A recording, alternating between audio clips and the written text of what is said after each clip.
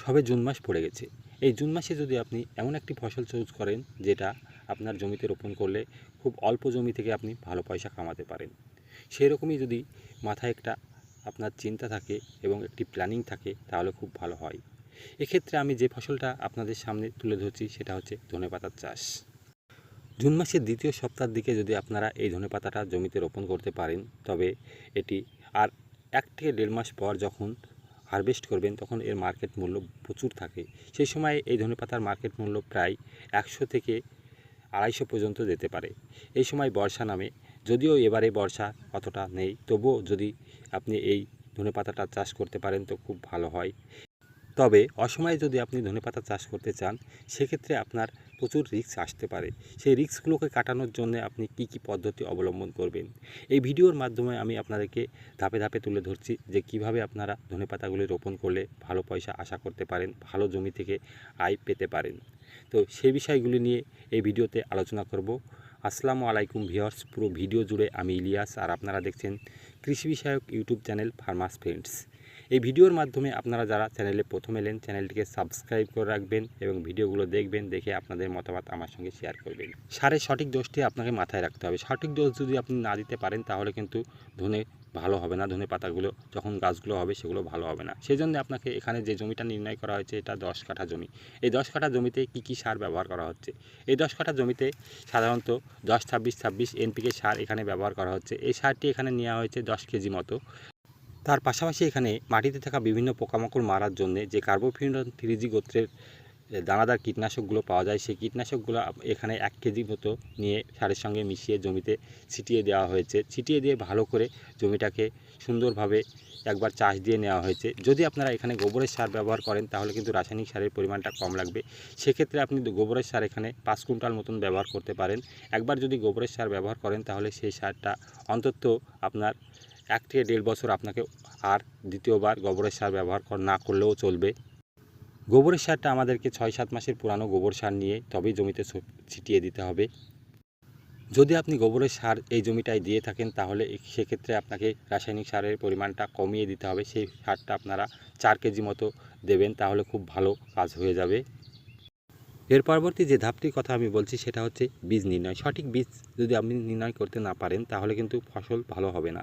সেজন্য আপনাকে সঠিক বীজ এখন ব্যবহার করতে হবে। ধনেপাতার ক্ষেত্রে এই সময় আপনাদেরকে লোকাল ভ্যারাইটির বীজ ব্যবহার করলে চলবে না, সেজন্য আপনাদেরকে থাই ভ্যারাইটির বীজ নিতে হবে। যদি আপনি হাইব্রিড থাই ভ্যারাইটির বীজ নেন সেক্ষেত্রে কিন্তু 1 থেকে 1.5 মাসের মধ্যে আপনি মার্কেট ধরতে পারবেন।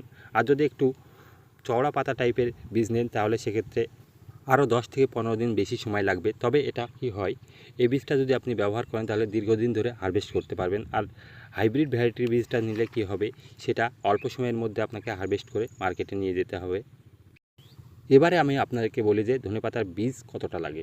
এই বীজের পরিমাণটা যদি আপনি সরকারি মাপ হিসাবে দেখতে চান তাহলে বিঘাপ্রতি অর্থাৎ 33 শতকের বিঘায় 8 কিলো পর্যন্ত বীজ লাগে। কিন্তু কিছু কিছু ক্ষেত্রে দেখা যায় কিছু কিছু এরিয়ায় চাষিরা কী করে, এই বীজের পরিমাণটা একটু বাড়িয়ে দেয়। সেক্ষেত্রে আপনি 12 কেজি মতো বীজ নিতে পারেন। বীজটাকে যদি আপনি ভেঙে নিয়ে ভালো করে ছিটিয়ে দিতে পারেন তো খুব ভালো হয়। সেক্ষেত্রে আপনার ফলনটাও ভালো হবে এবং বীজের পরিমাণটা যদি একটু বেশি থাকে, কিছু পরিমাণ যদি নষ্টও হয়ে যায় তাও অনেকটা বেঁচে যাবে।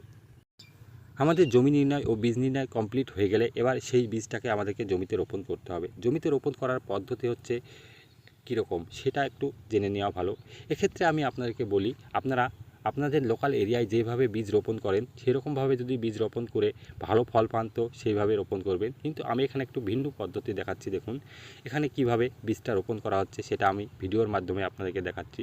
এখানে কি করা হচ্ছে দেখুন, প্রথমে এই ভিডিওর মাধ্যমে দেখতে পাচ্ছেন এখানে কি করা হচ্ছে। এখানে সাধারণত বেডগুলো তৈরি করা হয়েছে মোটামুটি 2.5 ফিট চওড়া এবং তার বেডের উচ্চতাটা রাখা হয়েছে 6 সেন্টিমিটার। এরপরে কি করা হয়েছে, এরপরে জমি পরিমাণ অনুযায়ী লম্বা রেখে যাতে জল না দাঁড়ায় সেই রকমভাবে তৈরি করে পাট পাট করে ভাগ করে নেওয়া হয়েছে। পাট পাট করে ভাগ করে নিয়ে তারপরে বেডের উপরে মাটিটাকে সুন্দরভাবে সমান করে দেওয়া হয়েছে। সমান করে দেওয়ার পরে কি করা হয়েছে দেখুন, এখানে বীজগুলোকে আগে ছিটিয়ে দেওয়া হয়েছে। বীজগুলোকে ছিটিয়ে দিয়ে এবারে মেন কাজ হচ্ছে যে হাত দিয়ে মাটিটাকে সুন্দরভাবে হালকা হালকা মাটি দিয়ে বেডের উপরে বীজগুলোকে ঢেকে দেওয়া হচ্ছে। এইভাবে ঢেকে দিলে কি হয়, পরবর্তীতে দেখা যায় যে কোনো জায়গায় বেশি মাটি কোনো জায়গায় কম মাটি এরকম পড়ে না, সঠিক পরিমাণে মাটি পড়ে। কিন্তু এক্ষেত্রে একটি অসুবিধা হচ্ছে যে আপনাকে লেবার খরচা বেশি করতে হবে। লেবার খরচা যদি একটু বেশি করে আপনি ভালো পয়সা পান তাহলে লেবার খরচাটা করবেন না কেন? এরকমভাবে হাত দিয়ে গুঁড়ো গুঁড়ো করে মাটিগুলোকে ভালোভাবে বীজের উপরে দিয়ে ঢেকে দেওয়া হচ্ছে। এই পদ্ধতিতে আমাদের এইদিকে ধনে রোপণ করে অনেকেই ভালো স্বাবলম্বী হয়ে উঠেছে। আপনাদের ওইদিকে আপনারা এই পদ্ধতি ট্রাই করতে পারেন। আপনি কোন এরিয়া থেকে দেখছেন, সেই এরিয়ায় কীভাবে ধনেপাতা রোপণ করা হয় সেটা আপনারা আমাকে কমেন্ট করে দেখাবেন, এবং পারলে ভিডিওটা একটু শেয়ার করে দেখাবেন যে কেমন করে আপনারা রোপণ করছেন সেটা।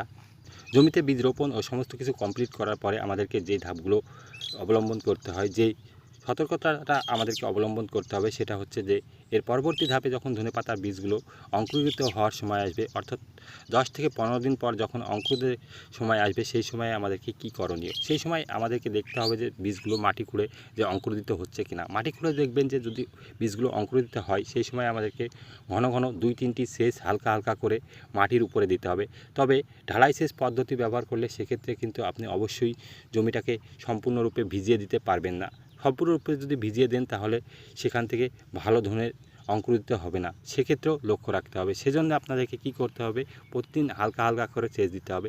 যদি রেন গান থাকে তাহলে খুব ভালো হয়, সেক্ষেত্রে রেন গানের বৃষ্টি যেভাবে পড়ে সেভাবে পড়লে খুব ভালো হয়। পরবর্তীতে দেখা যায় যে বর্ষার সময় কি হয়, হালকা হালকা মুষলধারা বৃষ্টি হয়, সেক্ষেত্রে কিন্তু ধনেপাতার বীজগুলো ভালো অঙ্কুরিত হয়। এরকম হলে তো আপনার কোনো কথাই নেই। যদি না হয় তাহলে কিন্তু আপনাকে কৃত্রিম উপায়ে ভালো করে সেচ দিতে হবে। সেচ দিয়ে আগে ধনেপাতার বীজগুলোকে বের করে নিতে হবে। ধনেপাতার বীজগুলো বেড়ে যাওয়ার পরে আপনার করণীয় কী? এই সময় দেখা যায় যে কখনো বৃষ্টি কখনো রোদ, এই ফলে কি হয়, প্রচুর পরিমাণে গরমের সৃষ্টি হয়। এই গরমের ফলে ধনেপাতাগুলো ছোট অবস্থাতেই নষ্ট হয়ে যায়। এই সময় রোগ প্রতিরোধ ক্ষমতা খুব কম থাকে গাছের, যার জন্যে এরা খুব তাড়াতাড়ি গোড়া ধসা কিংবা পচা লেগে একেবারে নষ্ট হয়ে যেতে পারে, জমিটা সম্পূর্ণ খালি করে দিতেও পারে। এই দিকে মাথায় রেখে আপনাদেরকে কি করতে হবে, এই সময়ে কম দামের কিছু অগ্রিম সুরক্ষার ফাঙ্গিসাইড আপনাদেরকে অল্প ডোজে এই সময়ে স্প্রে করতে হবে। দেখতে হবে যে যদি না লাগে তবে, আর যদি লেগে যায় তাহলে একটু ভালো দামের ফাঙ্গিসাইড আপনাদেরকে এখানে ব্যবহার করতে হবে। ফাঙ্গিসাইডগুলো যখন ব্যবহার করবেন তখন অবশ্যই ভালো মানের রেজিস্টার্ড কোম্পানির দেখে তবেই ব্যবহার করবেন, এবং ডোজের পরিমাণটাও সঠিকভাবে দোকানদারের কাছ থেকে কিংবা বোতলে লেখা ডোজের পরিমাণটা দেখে নিয়ে তবেই ব্যবহার করবেন। যদি বেশি পরিমাণে ডোজ দিয়ে ফেলেন তাহলে কিন্তু ক্ষতির সম্মুখীন হতে পারে। এবং আপনারা দেখবেন যে রেজিস্টার্ড কোম্পানিগুলোর রেজাল্ট কেমন দিচ্ছে, আরও আশেপাশে জিজ্ঞেস করবেন, করে দেখবেন যদি রেজাল্ট ভালো হয় তবেই ব্যবহার করবেন। তা না হলে কিন্তু আপনার সম্পূর্ণ পয়সাটাই গাড্ডায় চলে যাবে, সেদিকেও মাথায় রাখবেন। আরেকটি কাজ হচ্ছে যে আপনার ধনেপাতা বীজ রোপণের মাঝে যখন 5 থেকে 7 দিন পরে দেখবেন কিছু কিছু আগাছা জন্ম নিচ্ছে একটা সেচ দেওয়ার পরে, সেই সময় আপনি কি করবেন, সেই সময় এই আগাছাগুলোকে নষ্ট করার জন্যে যে ঘাস পোড়া আগাছানাশক পাওয়া যায়, সেই ঘাস পোড়া আগাছানাশকটা এখানে ব্যবহার করতে পারেন। পরবর্তীতে যখন ধনে বীজগুলো বেরিয়ে যাবে, অঙ্কুরিত হয়ে সম্পূর্ণ জমিতে ভরে যাবে, সেই সময়ও আগাছা প্রচুর পরিমাণে বেরোবে। সেই সময় কিন্তু আপনাকে হাত নিড়ানি দিয়ে এই আগাছাগুলোকে পরিষ্কার করতে হবে। এই সময় কিন্তু আপনি কোনো রকমের আগাছানাশক কিংবা অন্য কোনো পদ্ধতি ব্যবহার করতে পারবেন না। সেক্ষেত্রে আপনাকে অবশ্যই লক্ষ্য রাখতে হবে, হাত নিড়ানি যদি আপনি না দেন তাহলে কিন্তু পরবর্তীতে এই ধনে পাতাগুলো সঠিকভাবে বেড়ে উঠতে পারবে না, পুরো জমিটা আগাছায় ভরে যাবে। সেদিকেও লক্ষ্য রাখবেন। লক্ষ্য রেখে আপনি আগাছাগুলোকে সঠিকভাবে ছোট অবস্থাতেই হাত দিয়ে উঠিয়ে নেবেন, তাহলে খুব ভালো হবে। এইভাবে যদি সঠিক পরিচর্যা করে সঠিক সময় নির্ণয় করে যদি আপনি শ্রম বিনিময় করতে পারেন, তবেই আপনি এই ধনেপাতা থেকে অল্প জমি থেকে ভালো পয়সা কামাতে পারবেন। এই ভিডিওর মাধ্যমে যদি আমার কোনো ভুল ত্রুটি থাকে তাহলে আপনারা সেটা আমাকে কমেন্ট করে জানাবেন, এবং পরবর্তীতে দেখা হবে আপনাদের সঙ্গে নতুন আরেকটি ভিডিওতে। সেই পর্যন্ত আপনারা ভালো থাকবেন, সুস্থ থাকবেন। খোদা হাফেজ।